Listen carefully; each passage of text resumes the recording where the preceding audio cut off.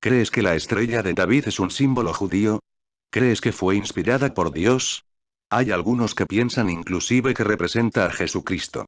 Otros afirman que representa el pacto de Dios con Abraham. Mas, ¿es esto verdad? ¿La estrella de David es un símbolo del bien? ¿Fue esta estrella realmente del rey David? En realidad no hay pruebas para afirmar que David creó o utilizó dicha estrella. No hay un solo pasaje bíblico que lo demuestre. Mas, ¿de dónde vino esta estrella? ¿Cómo se llegó a relacionar con los judíos? ¿Tendrá este símbolo alguna relación con lo oculto? Para descubrirlo tendremos que viajar en el tiempo y ver quiénes utilizaron dicha estrella. Y debemos ver lo que realmente simboliza. Nuestro punto de partida será, aunque usted no lo crea, en el espacio. A principios de 2007, los modernos medios de imagen desvelaron algo más en Saturno que dejó atónitos a los científicos. Ahora se ve de forma muy clara. Es algo grande, algo extraño y algo nunca visto antes en el universo.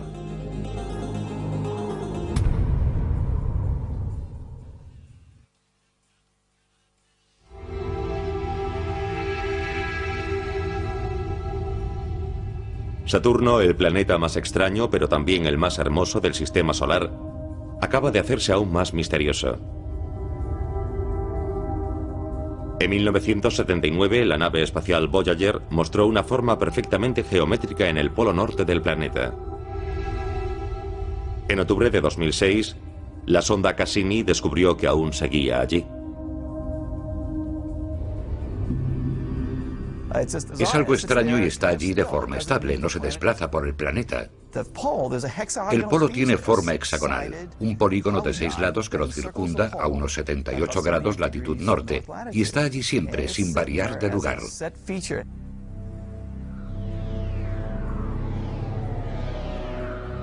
El hexágono es similar al vórtice polar de la Tierra, donde soplan vientos en círculo alrededor del polo.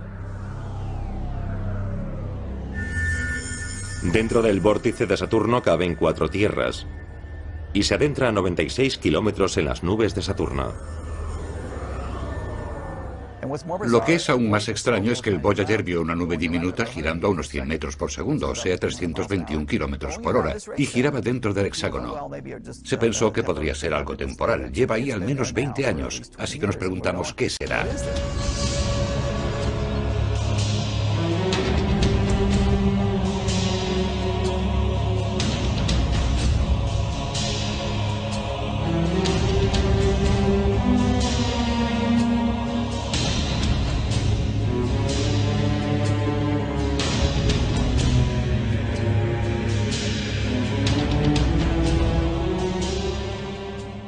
A Saturno, se lo llamaba Estur en idioma caldeo. En este lenguaje cada letra tiene un significado numérico. La S es 60, la T es 400, la U es 6 y la R es 200, igual 666. Saturno es el sexto planeta del sistema solar. El sábado es el sexto día de la semana civil. En inglés el sábado es conocido como Saturday, que traducido es, día de Saturno. El sábado es un día de la semana dedicado desde la antigüedad a Saturno. Y tenemos un hexágono de 6 lados en el polo norte de Saturno. El hexagrama es una forma derivada del hexágono, y casualmente también tiene 6 puntas. El número 6 parece estar muy relacionado con Saturno. Saturno, en la mitología romana, hizo el pacto con su hermano Titán de comerse a sus propios hijos como muestra de gratitud a Titán, por cederle el trono, y al final de su reinado garantizar la sucesión del trono a los hijos de Titán. Más adelante, Júpiter, destierra a Saturno del cielo, después de una gran guerra. Y es condenado a vivir entre los mortales. Donde se dice que puso orden, y dictó las leyes a los seres humanos. Satanás también fue desterrado de los cielos después de una gran guerra, contra los ángeles de Dios, y echado al plano de los mortales, el planeta Tierra. Es por ello que él se encontraba aquí cuando el hombre fue creado. Es caracterizado siempre como un ser que tienta al hombre a rebelarse contra el Dios creador que lo desterró. Además de ser quien domina el planeta. El que dicta las leyes de los políticos, etc. Los cartagineses ofrecían a Saturno, sacrificios humanos. Concretamente niños recién nacidos. Estos sacrificios, según la tradición patrística, eran acompañados por flautas y tambores, haciendo tal ruido que los gritos del niño sacrificado no podían oírse. Los romanos honraban a Saturno en la Saturnalia, que se celebraba el 25 de diciembre. Durante la fiesta se realizaban sacrificios de sangre para Saturno, se hacían grandes banquetes y la gente se daba regalos. De dicha fiesta viene la Navidad moderna. Sorprendente, ¿verdad? En esta representación de Saturno hecha por Peter Paul Rubens en 1636, se puede ver, curiosamente, un hexagrama o estrella de 6 puntas sobre la cabeza de Saturno. ¿Será casualidad? En esta otra representación podemos ver a Saturno con una hoz en su mano, y a un agricultor abajo. Pues Saturno era el dios de la agricultura. También vemos una cabra, pues la fiesta de la Saturnalia marcaba la entrada del sol en el signo zodiacal de Capricornio, la cabra. Y qué casualidad, nuevamente vemos el hexagrama en las partes íntimas de Saturno. Para los ocultistas, el hexagrama es un símbolo de Saturno, pues ellos lo llevan en un talismán, que se conoce como el talismán de Saturno. En dicho talismán, el cual está dedicado a Saturno, vemos un hexagrama y un pentagrama. Lo más curioso es que la NASA en una de las fotografías del polo norte de Saturno vio un pentagrama gigante dentro del hexágono. ¿Cómo sabían los ocultistas que en Saturno había un hexagrama y un pentagrama? ¿Y usar esos símbolos para representarlos en un talismán de Saturno? Cabe mencionar, que en el polo sur de Saturno hay otro secreto escondido. Veámoslo. Es la gran sensación de nuestro sistema solar. Un objeto lleno de luz que seduce a todo el que lo contempla. Sin embargo, es una belleza con un toque malvado. La gran mancha roja de Júpiter es solo parecida a un huracán. Esa tormenta no tiene ojo.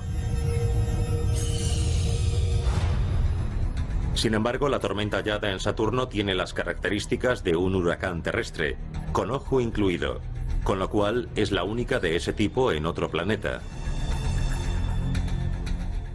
Ese ojo es una ventana abierta a Saturno y guarda una similitud asombrosa con lo que ocurre en la Tierra.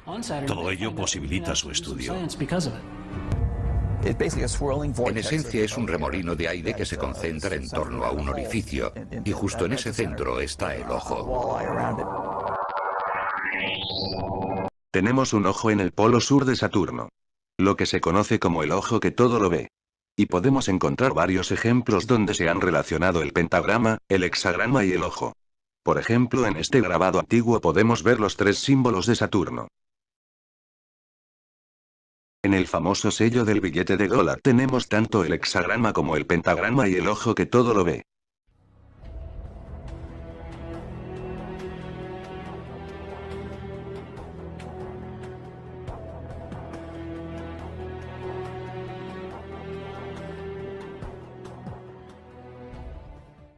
Pero como vimos anteriormente, Saturno está ligado al número 6. Entonces en el hexagrama también podemos encontrar muchos 6. Veamos. Partamos del hecho de que cada triángulo tiene 3 lados. Entonces cada triángulo representa un 3. Si sumamos todas las puntas nos da el 666. Aquí nos encontraremos con los siguientes 2, 666. Un triángulo común y corriente tiene 3 ángulos de 60 grados cada uno. Un triángulo es 666. Los 2 triángulos del hexagrama forman 2, 666. Y eso que no nos ponemos a contar los ángulos de cada uno de los mini triángulos de las 6 puntas. Cada uno de ellos también forman un 666. La última forma de encontrar un 666 en el hexagrama es partiendo del hecho que tenemos 6 puntos, 6 triángulos y 6 lados del hexágono interno. Esta estrella está enteramente diseñada en el 666. En resumen, tenemos un hexagrama, un pentagrama y un ojo que todo lo ve en Saturno. Saturno era un dios pagano que se le representaba con un hexagrama, se le hacían sacrificios humanos, y los ocultistas lo representan con el hexagrama, el ojo y el pentagrama. Saturno no es ni más ni menos que Satanás. El hexagrama está plagado de 666 en su diseño. ¿Mas quiénes fueron los primeros en utilizar este símbolo? ¿Fueron los judíos? Sigamos el viaje y veamos quiénes fueron los primeros en utilizarlo.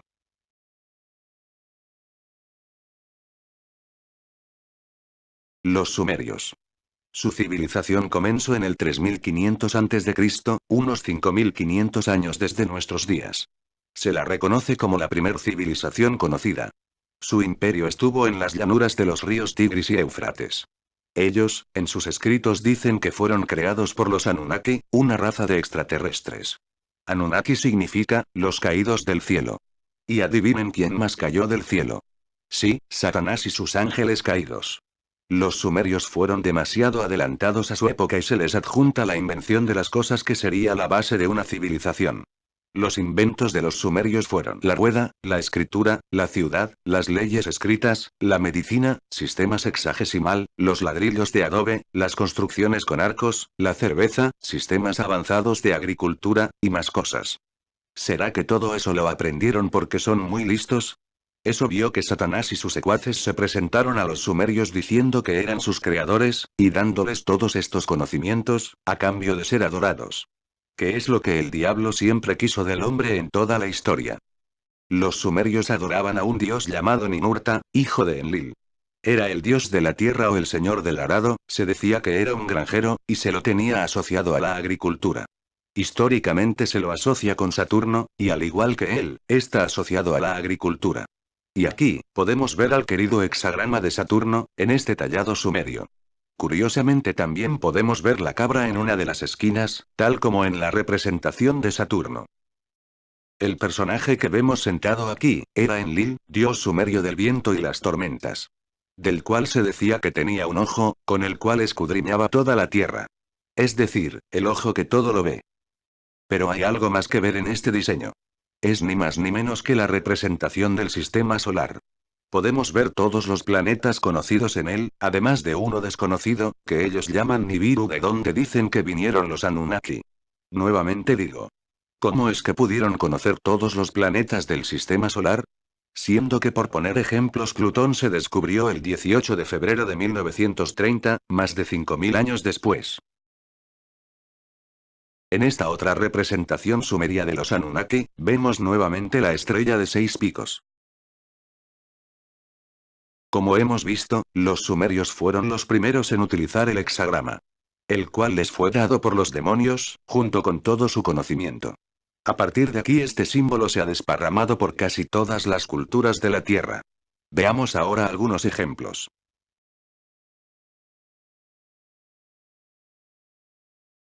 En Babilonia, 2000 años antes de nuestra era, el hexagrama se utilizaba como símbolo de protección. Además, en Babilonia se adoraba a la diosa Ishtar, que entre sus muchos nombres, se la conoce como Astarte, Astarot, o Astoret en Canaán. Y su símbolo personal era una estrella de 6 picos o hexagrama. También en Sumeria se la conocía como Inanna, y era la diosa del amor y la guerra. Todos estos hombres son de una misma deidad que fue cambiando de nombre con el paso de las eras. Pero a todas se las asocia con el planeta Venus. Y Venus es la estrella de la mañana o lucero de la mañana. Así también se le conoce a Lucifer o Satanás. También, es digno de comentar, la increíble similitud entre la estrella de Astoret y la estrella de los grabados sumerios.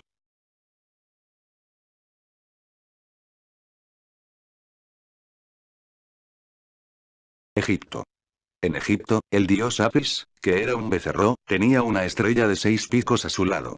Es digno de mencionar que en el Éxodo, el pueblo de Israel pecó gravemente contra Dios por adorar al becerro de fundición. Albert Churchward confirma que en la casa del dios egipcio Horus, se pintó una estrella de 6 picos, en lugar de la estrella de 5, que era el símbolo de la casa de Horus o del paraíso. La estrella de 6 picos de los egipcios, representaba los 6 gloriosos o los 6 poderes primarios. Uranológicamente representados por las constelaciones de Ursa Menor y la Osa Mayor.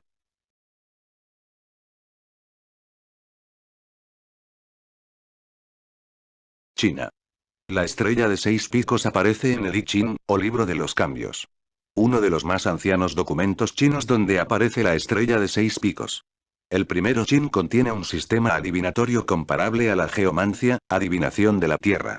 Uno de los primeros regidores de China, entre el 2852 antes de nuestra era al 2738 antes de nuestra era, dijo que recibió por revelación sobrenatural los trigramas organizados como hexagramas. El sistema adivinatorio revelado a Fuxi se refinó con el paso del tiempo y el I Ching fue completado en el tiempo de An Wedi, durante la dinastía Han, 200 antes de nuestra era. El primero Chin es usado en muchos círculos ocultistas, unido al tarot, el cual se deriva de la cábala judía, para adivinar y hacer hexagramas astrales, como las cartas astrales de la astrología.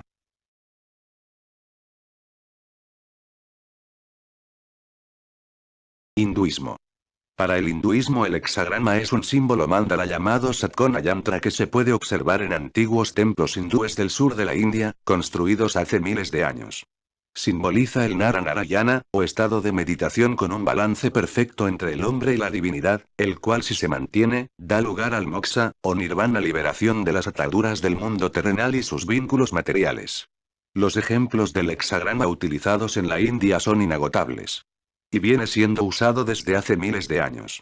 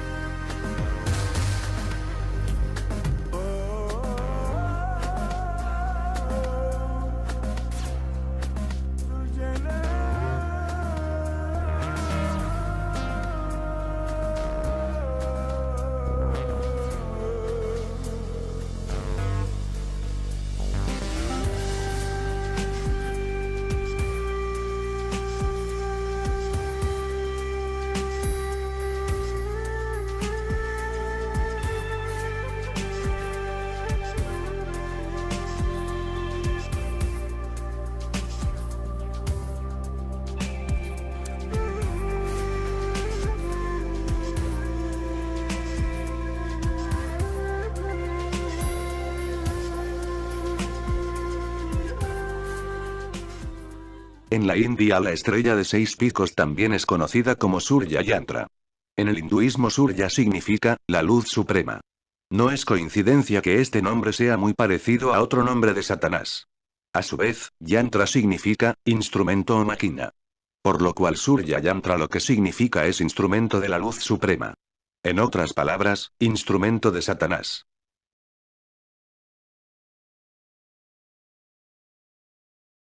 Alquimia.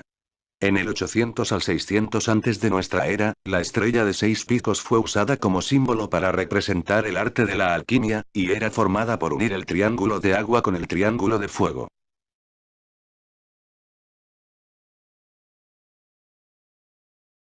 América precolombina. Es importante destacar que la estrella de 6 picos también aparece en la era precolombina en América. En Uxmal, estado de Yucatán, México, aparece una estrella de 6 picos que data de 1000 años antes de Cristo.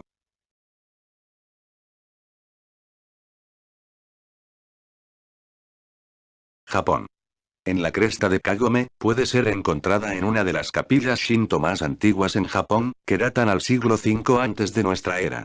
En la gran capilla de Ise, que fue construida por la Casa Imperial de Japón, se puede ver la estrella de 6 picos grabada en todas las lámparas en las cercanías de la capilla.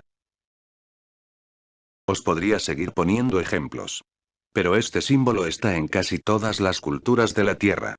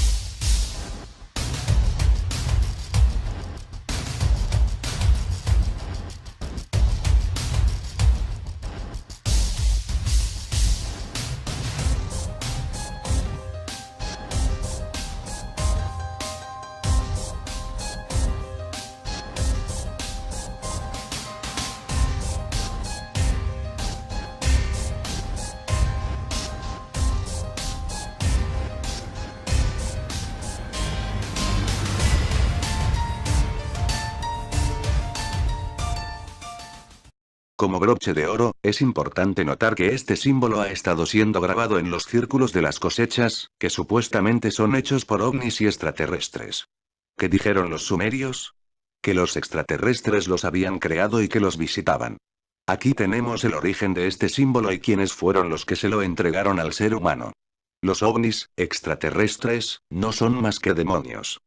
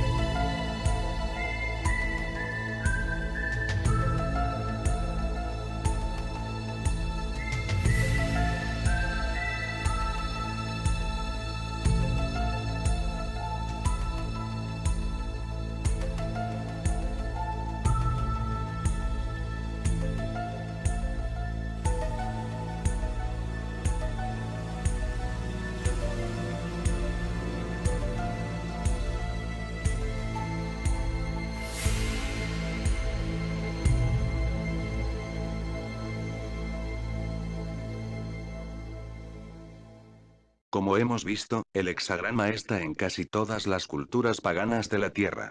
Es una representación de Saturno, y Saturno es Satanás. Todas estas culturas mediante este símbolo han adorado a Satanás. Mas ¿cómo se llegó a relacionar este símbolo con Israel? Para eso iremos a los momentos históricos donde los judíos se mezclaron con dicha estrella.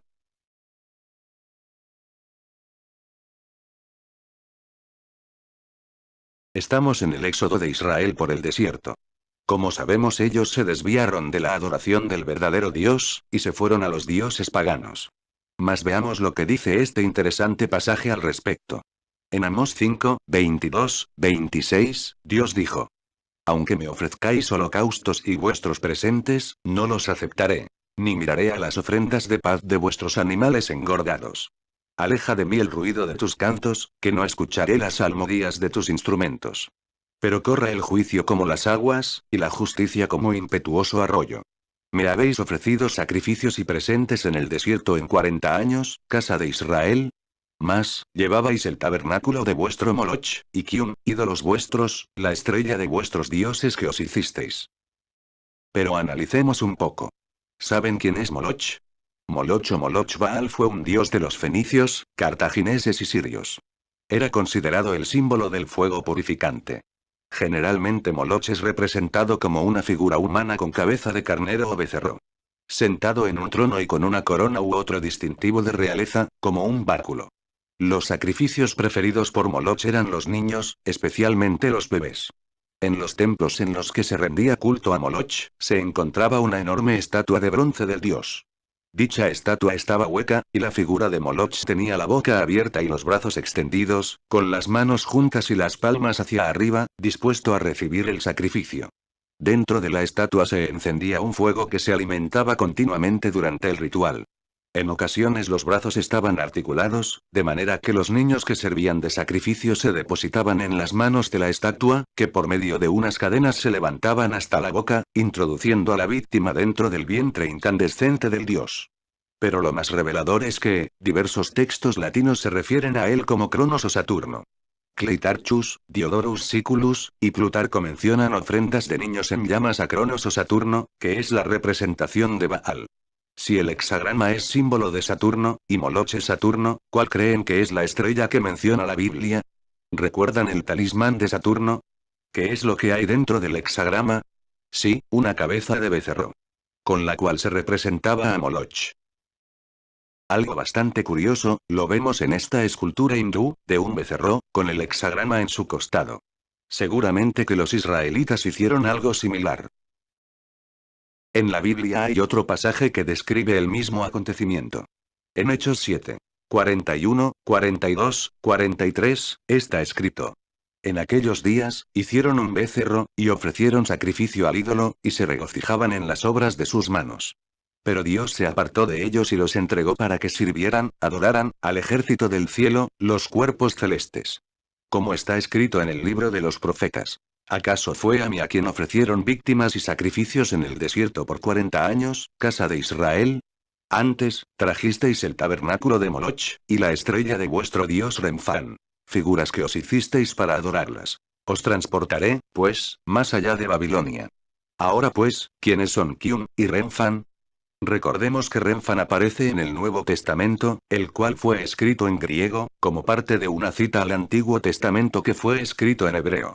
En idioma hebraico Renfán era conocido como Kiun, o Kewan.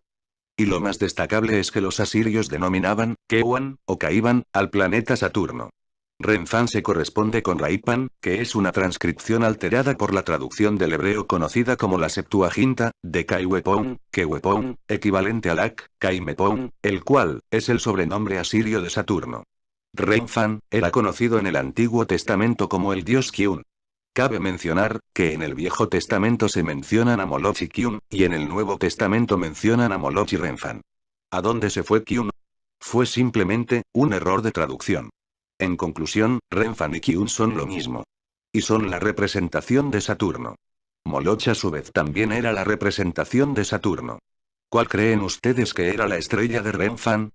Nada más ni nada menos que el hexagrama, el cual está en el polo norte de Saturno. Y finalmente recordemos que Saturno es Satanás. Los demonios le dieron esta estrella a los israelitas en el desierto para que la adoraran, y así, adoraran a Satanás mismo.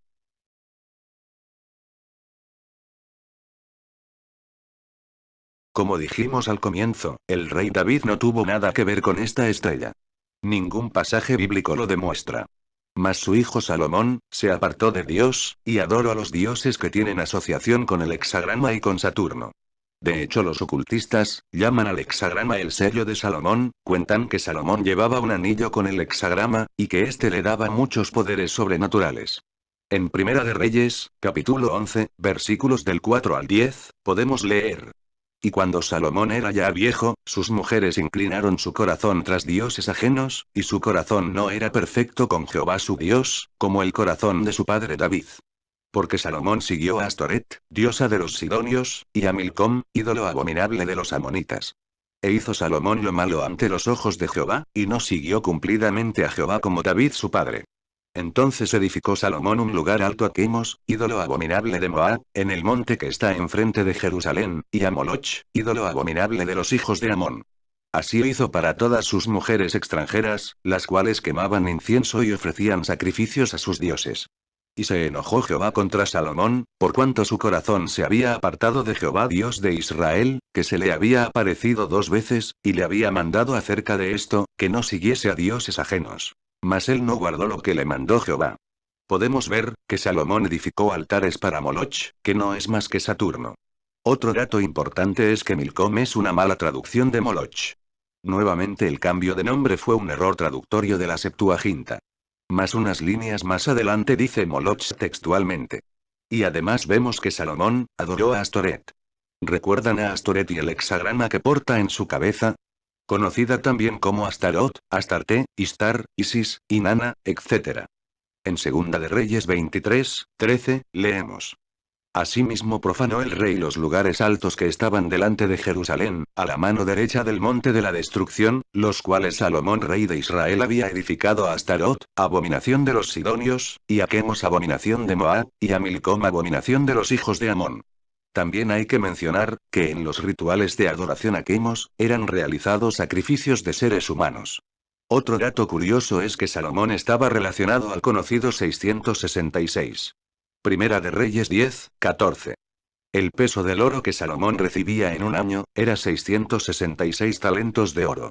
Asimismo, el pueblo no se quedó atrás, y se unió a la adoración de estas entidades. En Jueces 2:11-13, está escrito.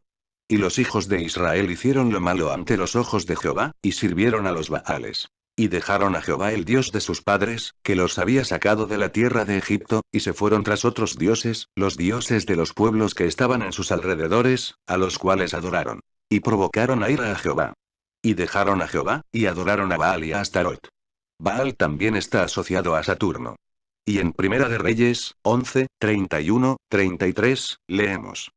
Y dijo a Jeroboam. Toma para ti los 10 pedazos.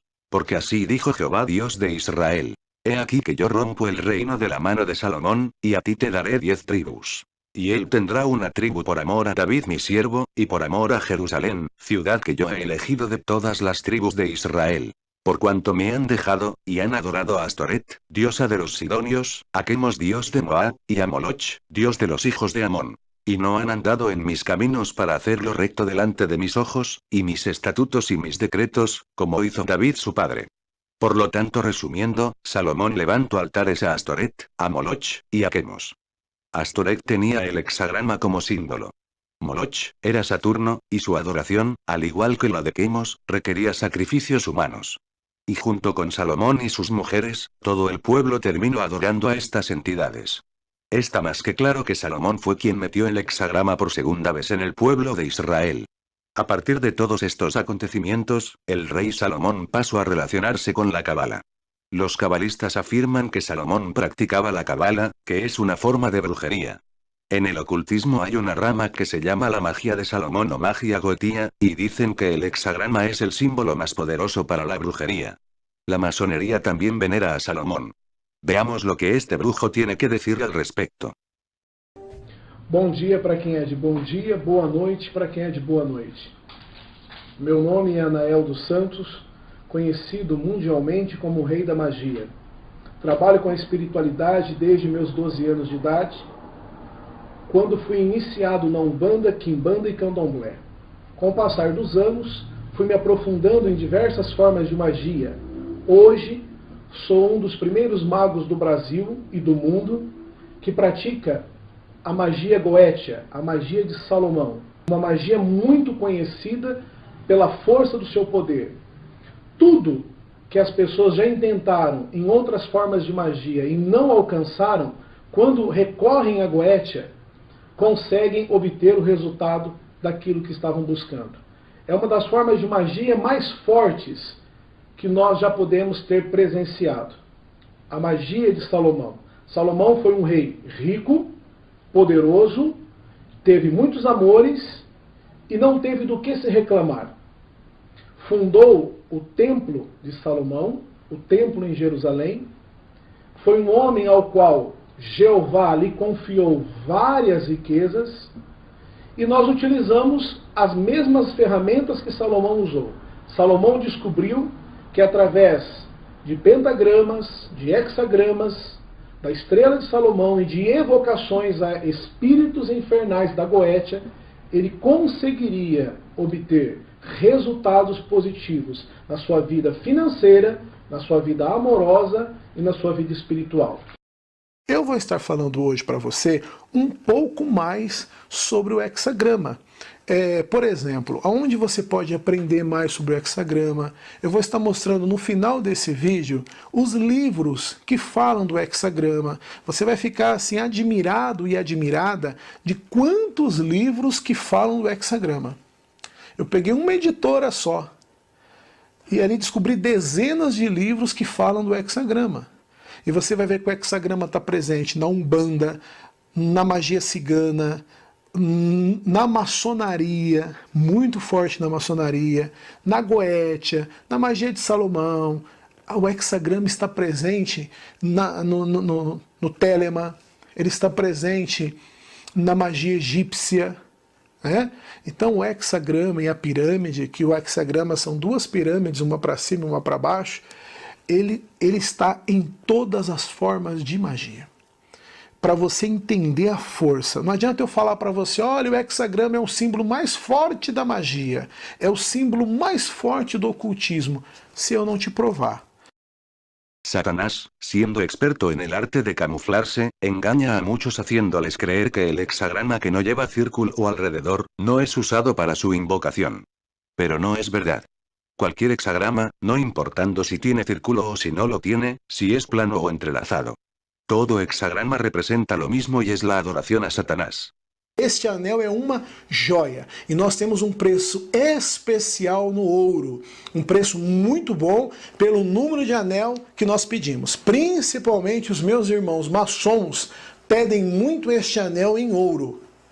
Gostam de pedir esse anel em ouro. E outras pessoas que são médicos, advogados e tudo mais, gostam de peças em ouro. Porque tem pessoas que têm alergia a outros metais, então preferem que seja ouro. Além de ser uma peça como talismã, como amuleto, é uma joia que vale dinheiro, tá? Então é muito bonito esse anel, é novo esse anel, que foi feito por esse meu irmão cabalista que nos enviou a foto deste anel que eu estou mostrando para você agora. Ele é feito de ouro, com os 3 hexagramas e com a pedra de ônix. Você também pode adquirir qualquer um desses anéis.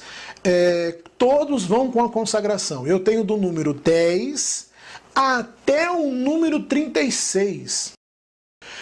Eu jamais colocaria o meu nome, que faço rituais de 2, 3, 6, 12 mil reais, por causa de um anel de 500 reais. Esse anel é feito para aquelas pessoas que querem iniciar dentro dos caminhos ocultistas, querem ter uma peça diferenciada, querem ter uma peça que tenha força dentro da espiritualidade, querem praticar magia, são magistas, são bruxos, são magos, e eu não venderia algo para um mago, não venderia algo para um bruxo, para uma bruxa, que não fosse verdade aquilo que eu estou falando, porque você conhece também, você sabe a importância do hexagrama. Ninguém ousa falar contra o hexagrama, porque todo mundo sabe que até no círculo goético nós utilizamos o hexagrama.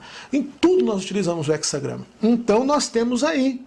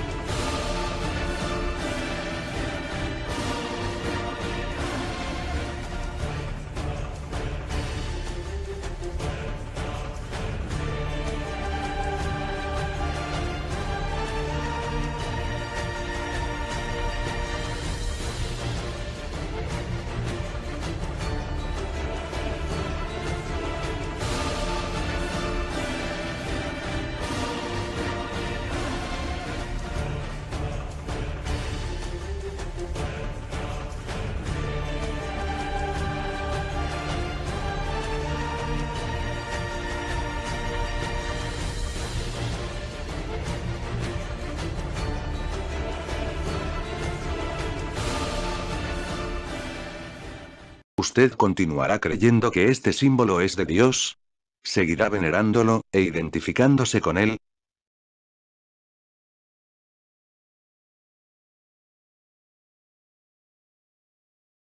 Los judíos cabalistas, después de los sucesos ya descritos, tomaron este símbolo para utilizarlo en sus artes ocultas.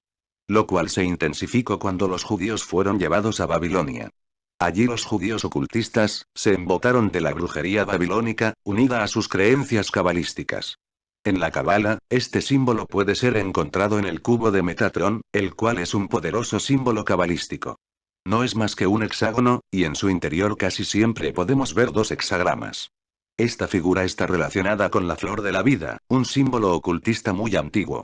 Las representaciones más antiguas se han encontrado en Sumeria. Al igual que el cubo de Metatrón, es un hexágono que en su interior se pueden encontrar estrellas de 6 puntas. Qué casualidad que en Saturno hay un hexágono, ¿verdad? El hexagrama es un derivado del hexágono. Según la Cabala, el cubo de Metatrón fue creado por el arcángel Metatrón, arrancando un trozo de su alma para crear. ¿Pero quién es este arcángel? Metatrón, en cualquiera de las visiones que existen sobre él, es el más poderoso de entre todos los arcángeles, lo cual está expresado en su título de Pequeño Jehová. Siempre se le representa con el cubo de Metatrón y el hexagrama. Satanás fue el ángel más importante del cielo antes de revelarse. Siempre quiso ser Dios. Metatrón no es más que Satanás. Otra evidencia, es que en los círculos de las cosechas, antes ya mencionados, podemos ver una representación del cubo de Metatrón. Una prueba más de que los ovnis son demonios. Más adelante, en el medievo, este símbolo se puede ver en algunas sinagogas judías. ¿Cómo está que está en Capernaum, correspondiente a los años 200 y 400 de nuestra era? Más, qué cosa más bizarra. Podemos ver el pentagrama, el más famoso símbolo ocultista al lado del hexagrama. ¿De quién es esta sinagoga? ¿Sinagoga de Dios? ¿O sinagoga de Saturno? Hexagrama y pentagrama, símbolos de Saturno. ¿Sinagoga de Satanás? Veamos estos interesantes pasajes. En Juan 8, 39, 47, leemos. Respondieron y le dijeron: Nuestro padre es Abraham. Jesús les dijo: Si fueseis hijos de Abraham, las obras de Abraham haríais. Mas ahora procuráis matarme a mí, hombre que os he hablado la verdad, la cual he oído de Dios. Abraham no hizo esto. Vosotros hacéis las obras de vuestro padre. Le dijeron entonces: Nosotros no somos nacidos de fornicación. Un padre tenemos, que es Dios.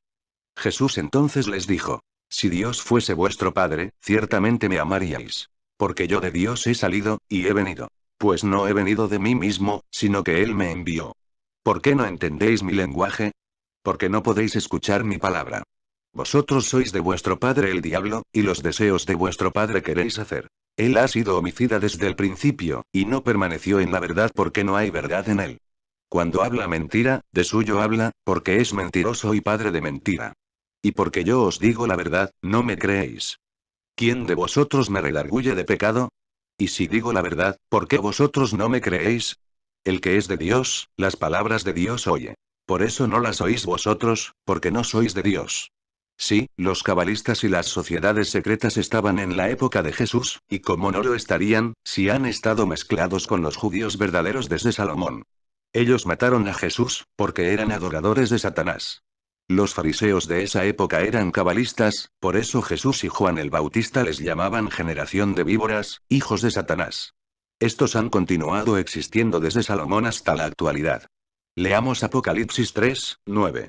He aquí, yo entrego de la sinagoga de Satanás, a los que se dicen ser judíos, y no lo son, sino que mienten. He aquí, yo haré que vengan y adoren delante de tus pies, y que reconozcan que yo te he amado. Estos judíos, son falsos judíos, seguidores de la Cábala. Que se hacen pasar ante el pueblo como rectos, mas detrás de bambalinas adoran a Satanás. Veamos este otro pasaje muy revelador. En Ezequiel 8, del 6 al 18, leemos. Me dijo entonces: Hijo de hombre, ¿no ves lo que estos hacen, las grandes abominaciones que la casa de Israel hace aquí, para alejarme de mi santuario? Mas vuélvete aún, y verás abominaciones mayores. Y me llevó a la entrada del atrio, y miré, y he aquí en la pared un agujero. Y me dijo: Hijo de hombre, cava ahora en la pared. Y cavé en la pared, y he aquí una puerta. Me dijo luego: Entra, y ve las malvadas abominaciones que estos hacen allí. Entré pues, y miré, y he aquí toda forma de reptiles, y bestias abominables, y todos los ídolos de la casa de Israel, que estaban pintados en la pared alrededor. Y delante de ellos estaban 70 varones de los ancianos de la casa de Israel, y Hazanías hijo de Safán estaba en medio de ellos, cada uno con su incensario en su mano. Y subía una espesa nube de incienso. Y me dijo: Hijo de hombre, ¿has visto las cosas que los ancianos de la casa de Israel hacen en tinieblas, cada uno en sus cámaras de imágenes pintadas? Porque dicen ellos: No nos ve Jehová. Jehová ha dejado la tierra. Me dijo después: Vuélvete aún, verás abominaciones mayores que hacen estos. Y me llevó a la entrada de la puerta de la casa de Jehová, que está al norte. Y he aquí mujeres que estaban allí sentadas endechando a Tamuz. Luego me dijo: ¿No ves, hijo de hombre? Vuélvete aún, verás abominaciones mayores que estas. Y me metió en el atrio de adentro de la casa de Jehová. Y he aquí junto a la entrada del templo de Jehová, entre la entrada y el altar, como 25 varones, sus espaldas vueltas al templo de Jehová y sus rostros hacia el oriente, y adoraban al sol, postrándose hacia el oriente. Y me dijo: ¿No has visto, hijo de hombre? Es cosa liviana para la casa de Judá hacer las abominaciones que hacen aquí. Después que han llenado la tierra de maldad, y han vuelto a provocarme a ira, y he aquí que se llevan el ramo a su nariz. Por tanto, yo también obraré con furor. No perdonará mi ojo, ni tendré misericordia, y gritarán a mis oídos con gran voz, y no los oiré. Curiosamente, en la masonería, cuando muere un masón y hacen el funeral, dan vueltas alrededor del cajón y se llevan un ramo de olivo a la nariz. Tal como lo describe la Biblia. La masonería está muy ligada al hexagrama, la cabala, al templo de Salomón, etc. Para comprobar esto último, a continuación verán una entrevista que fue emitida en un canal brasilero, donde se preguntaba si un cristiano podía ser masón. Invitaron a un masón cristiano, entre comillas, grado 33, y a otro que había sido masón grado 33, pero que cuando conoció a Jesucristo, renunció a la masonería, porque se dio cuenta que allí se adoraba al diablo. Durante la entrevista, un oyente vestido con atuendo masón, llamado José Renato Pedroza, intervino y dio lectura al pasaje de Ezequiel 8 que acabamos de escuchar. Ambos masones confirmaron que este ritual se hace tal cual lo describe la Biblia. Renato Pedroza, miembro do Centro de Pesquisas Religiosas de Teresópolis. Tá, mostra a roupa toda, por favor, seu diretor. Muito obrigado. Eu estou com o avental do grau 9 e acredito que os irmãos usaram isso. Fala mais perto do microfone. É a mesma roupa que Alberto Pike fundou a Ku Klux Klan, que matou muitos crentes nos Estados Unidos, incendiando. Pike foi Todo mundo deu a sua opinião sobre maçonaria. Vamos ouvir a opinião de Deus? Alguém está interessado, o telespectador, em saber o que Deus pensa sobre a maçonaria há 2.600 anos? Me permitam irmão. Olha como Deus é maravilhoso. E levou-me à entrada, Ezequiel 8, a partir do versículo 15. E disse-me: Viste, filho do homem, verás abominação maior do que esta? Maior do que a prostituição, o roubo, o adultério, maior do que a idolatria. Aí Deus falou: eu vou te mostrar, Ezequiel, a maior abominação. Você sabe onde está a maior abominação, Ezequiel? Você deve estar pensando que é no terreiro de Macumba, no centro espírita, no sambódromo.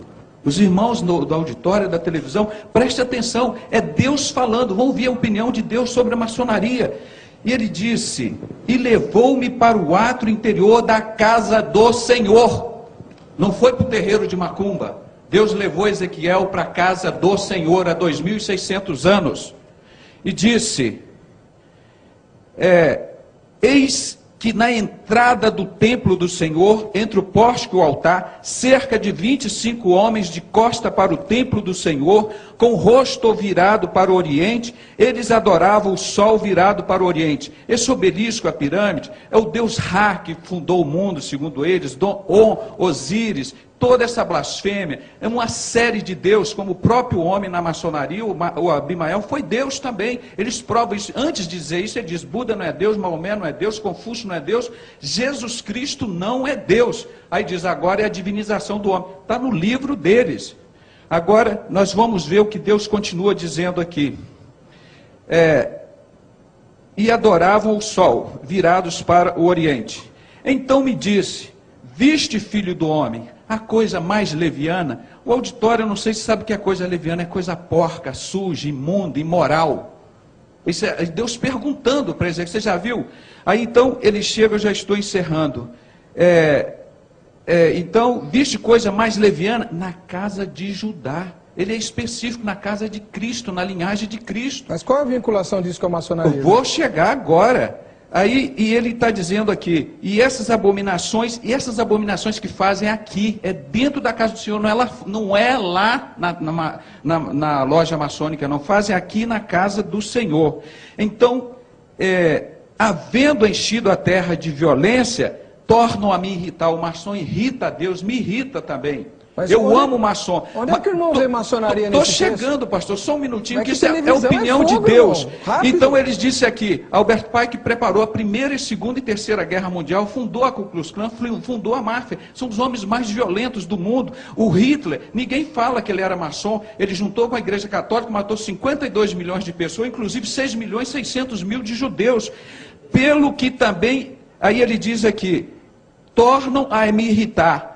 Ei-lo, pastor, a chegar o ramo ao nariz. A igreja não se erra por falta de conhecimento da palavra, como diz José. Esse ramo ao nariz é o funeral maçônico, que é uma adoração a Baal. Qual que é a frase? Ei-los a chegar o ramo ao nariz, é um ramo de acácia. Abimael e eles já fizeram. Você dá 3 voltas no caixão, pega o ramo de acácia no caixão, leva o nariz e joga ali. Isso é explícito, maçonaria, Deus abomina, é a coisa porca, suja, leviana. O Abimael, o Paulo Pimentel, amar muitos dos maçons, que eles não, prova que um maçom está salvo, isso é Deus dizendo. Esses homens irritam a Deus, porque eles não ficam lá servindo na loja deles, mas têm que perturbar a casa de Cristo, porque eles estão fazendo a obra de Satanás. Meu irmão, obrigado, então, desculpa que eu prolonguei, mas é Deus que precisava falar a opinião dele hoje. Doutor Oliveira. Bom, para início primeiro, eu quero que o senhor explique por que vocês usam um traje desse, sinistro. Sim. Isso não dá para aceitar. Segundo, essa história de ramo ao nariz e ritual em volta do caixão, é verdade ou é mentira? E aí, terceiro, o senhor refuta o que ele falou. Tá muito bom. Não podemos nos esquecer de que maçonaria é simbólica. Tudo é simbolismo e, através de símbolos, transmitem-se ensinamentos. Da mesma maneira, o símbolo da morte é para lembrar quão breve é a nossa vida. Na verdade, nós já nascemos com um atestado de óbito, só falta botar a data. E nós nos esquecemos disso. E só sabe viver quem sabe morrer. Nós temos que saber que a nossa vida é curta e que teremos que cuidar da nossa vida aqui, porque teremos de prestar contas ao encerramento. E o ramo, levar o ramo ao nariz, o que é isso daí? Simbolismo. Mas simboliza o quê? Não sei exatamente o que simboliza, mas é um símbolo, sim. O senhor é grau 33. Você pensa que eu sei tudo, cara? Lógico, grão-mestre. Não, grão-mestre não, grande inspetor. Grande inspetor. Desculpa. É um simbolismo da curta duração de nossa vida. Está na Bíblia também, que nós somos como a erva, que de manhã... Mas tem um símbolo que está condenado em Ezequiel, é de lascar. Doutor Abimael, sabe o que significa esse ramo de acácia? Então fala rapidinho. No enterro maçônico, o mestre cerimônia segura no dedo mínimo e diz: a carne se desprende dos ossos. Os maçons vão rodando e na outra extremidade o venerável mestre tira o ramo de acácia de dentro do caixão, leva ao nariz e volta para dentro do caixão, para o mesmo lugar. Isso é uma ritualística. Igual ao que está na Bíblia. Por isso que ele citou lá. Isso é complicado. Isso é complicado. Visto que este ritual masón ya se describía en la Biblia, no es extraño pensar que fueron los antiguos masones cabalistas, los que estaban infiltrados en la casa de Dios, que fueron los que conspiraron para matar a Jesús. Aquí podemos ver un mosaico, donde supuestamente este gesto de manos es una bendición rabínica. Es una mentira. Este gesto es en honor al dios Vulcano. No me desplazaré mucho en el tema, pero los masones adoran a este dios con el nombre de Tubal-Caín. Es un saludo satánico, y en la Biblia, al igual que el hexagrama, no se menciona que se deba realizar. En este otro póster podemos ver nuevamente este saludo. ¿Ven algo raro? además de los pentagramas muy evidentes. Os daré una ayudita.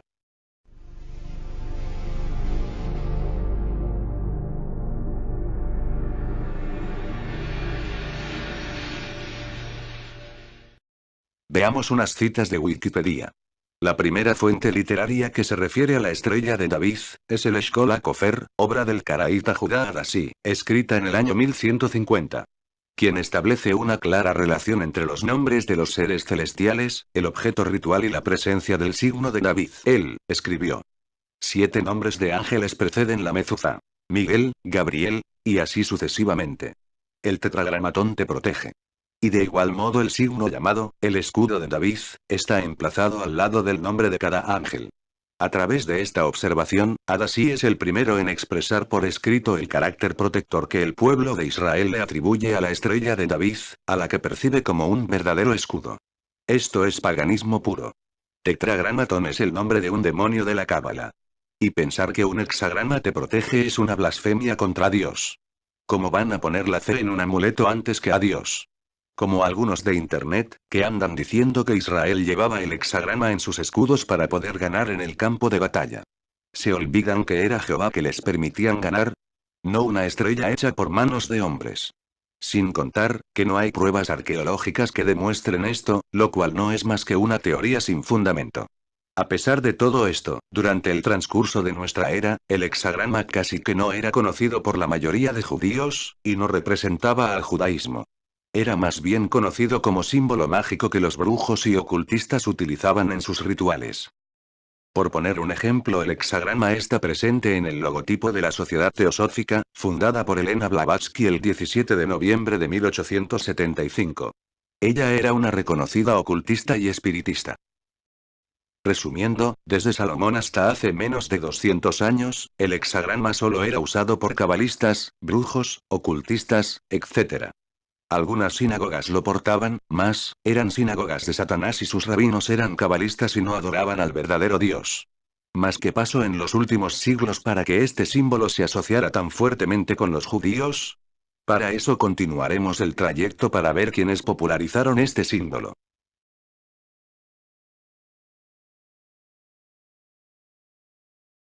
Este símbolo empezó a cobrar fuerza, cuando Mayer Schelbauer, quien en el siglo XVII cambia su propio apellido en referencia a una estrella de 6 puntas roja, que colgó en la puerta de su negocio en Alemania, y así comenzó la dinastía de los Rothschild, que traducido significa cartel rojo.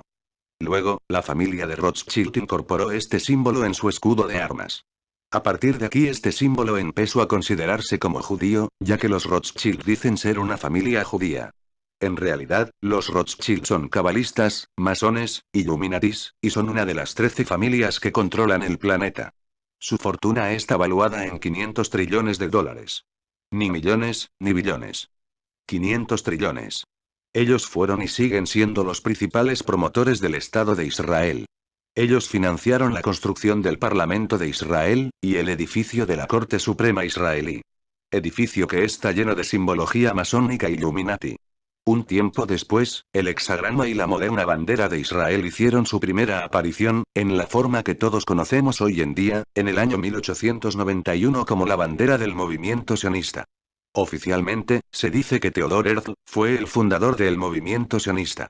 Mas la verdad es que, desde que Israel dejó de existir como nación hace 2000 años, los judíos cabalistas, los seguidores del Talmud, etc., siempre soñaron con un nuevo Estado de Israel. Sionismo no es más que un nuevo nombre para los cabalistas, masones que odian al Dios bíblico, los mismos que mataron a Jesús, que sacrificaban niños en el tiempo de Salomón, y que adoraron a Renfán en el desierto. Aquí podemos ver un póster sionista antiguo. ¿Más qué similitudes tiene con un póster masónico? Veamos.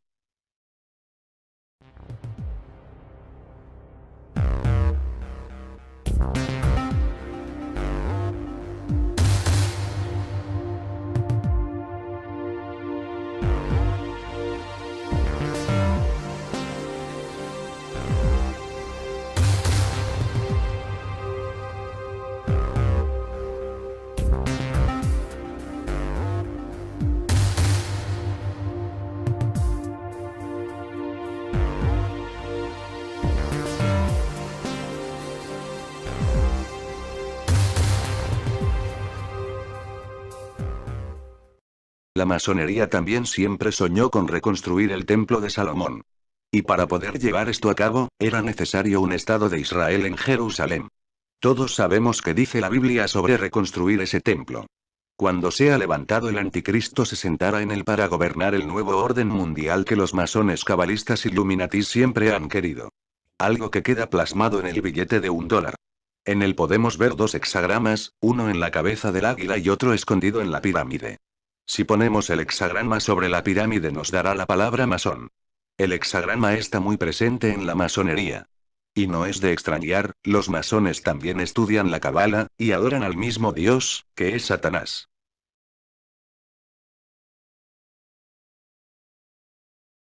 El famoso símbolo de la escuadra y el compás masónicos no son más que un hexagrama camuflado. Aquí, podemos ver el hexagrama en dos logias masónicas.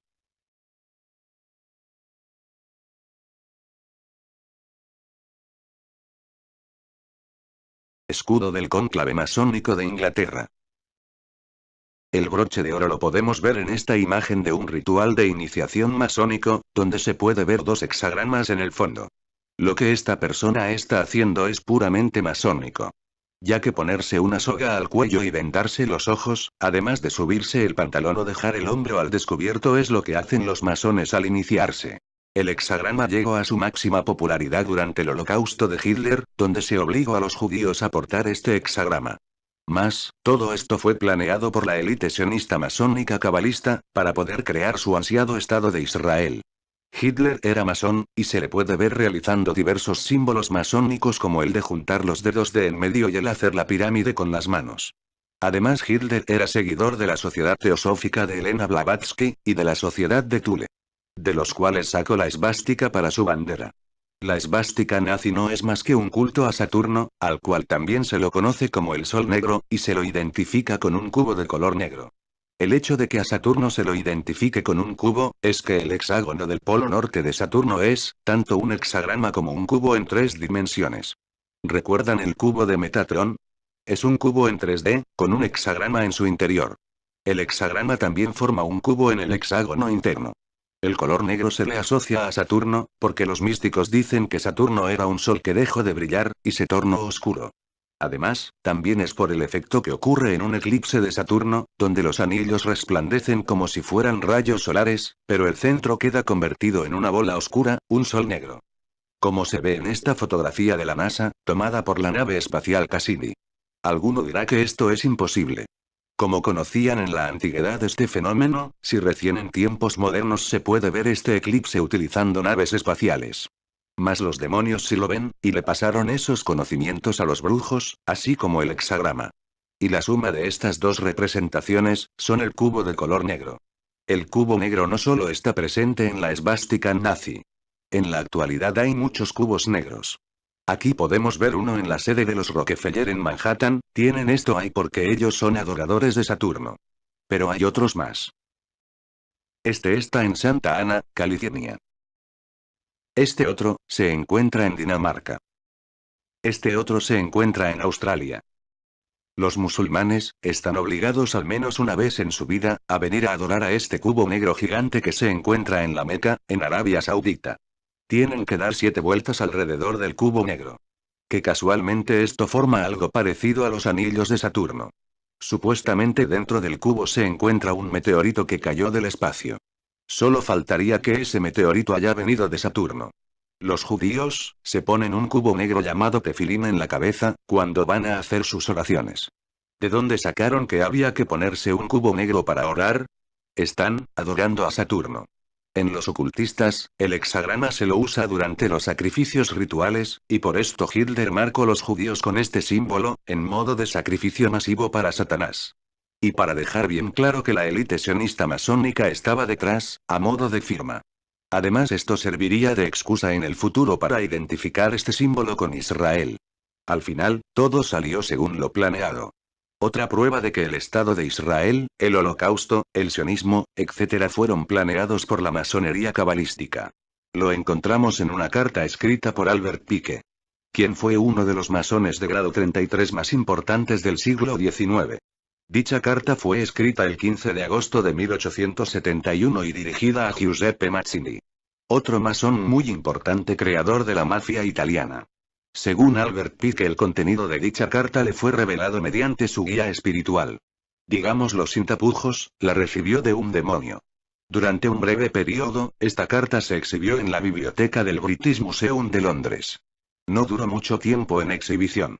Pero fue lo suficiente como para que William Guicar, antiguo oficial de inteligencia de la Royal Canadian Navy, la copiara y la plasmara en su libro. Peones en el juego. En dicha carta se relata el plan de la creación de las 3 guerras mundiales que sucederían en el futuro.